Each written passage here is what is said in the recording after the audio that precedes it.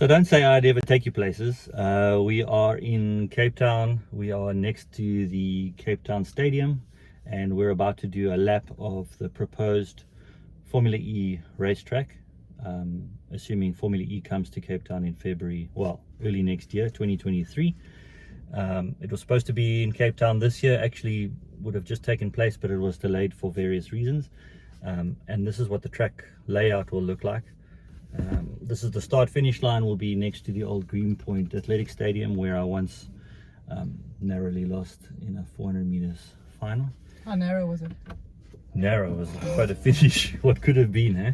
What could have been? Okay, and we are in of course an all-electric Jaguar I-Pace. This one isn't subtle.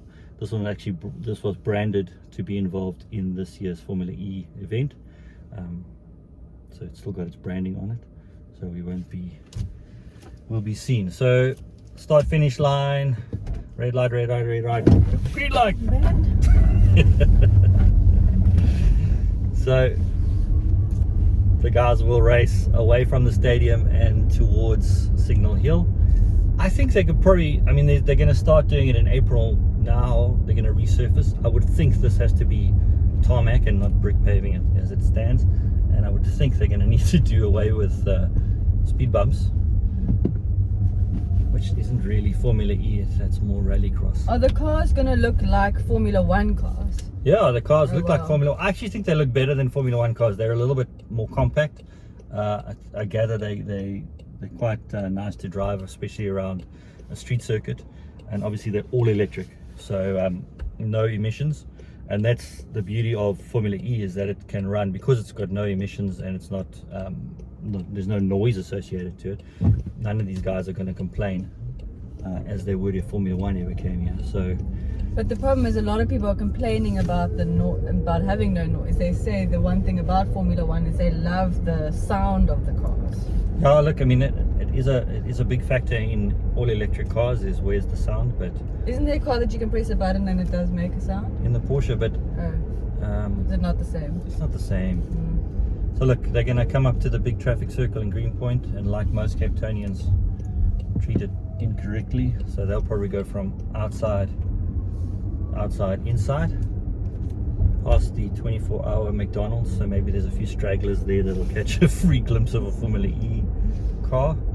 And then this is now Granger Bay Boulevard, heading towards the waterfront, which will be quite nice in terms of sweeping. And then they'll come up to this little traffic circle, which will act as a chicane, slow the guys down. Caution. Around, maybe just clip the curve. All straight. Now imagine if this my city bus terminal was a VIP bar area, hospitality. If it is, we better be in it. We better be in it.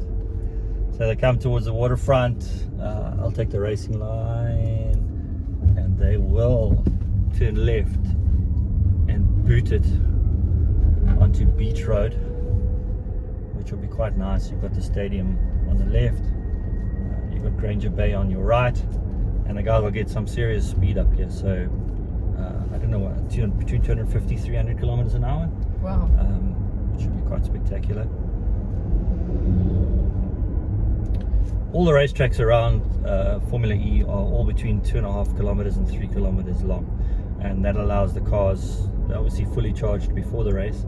They race for 45 minutes, and then after 45 minutes, once the leader crosses the start finish line, there's one more lap. Why? That ensures that there's enough charge for all the cars, and it guarantees tight racing. So you can work out how many laps they'll probably do, but they race for 45 minutes and then one lap. So then they'll come here. Imagine a helicopter shot looking over the Robben Island, across the sea to the cars, to Signal Hill, to Table Mountain, to the stadium. So then they'll hook a left into Fritz Schonenberg, and then they'll face, there's Table Mountain up ahead, Signal Hill, the stadium on the left, Metropolitan Golf Course, which will probably have to close for the day.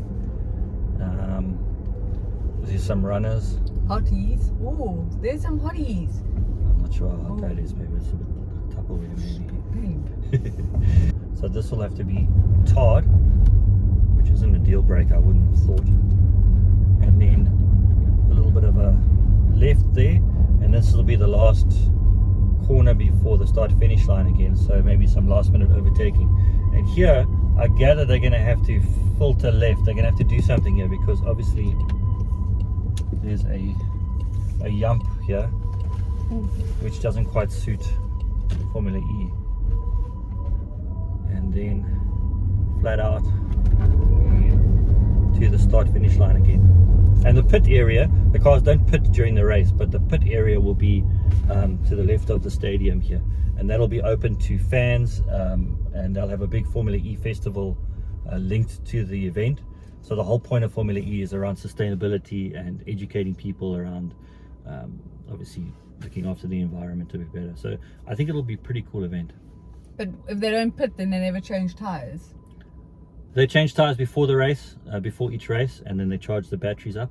And interestingly enough, they don't charge the batteries via the grid, Cape Town's grid. They actually bring their own generators, and those generators are run on biofuel, which is like a recycled fuel. So it's completely sustainable, completely off the grid. They don't rely on Eskom, basically. Yeah. So Well, that's good to know. should be cool.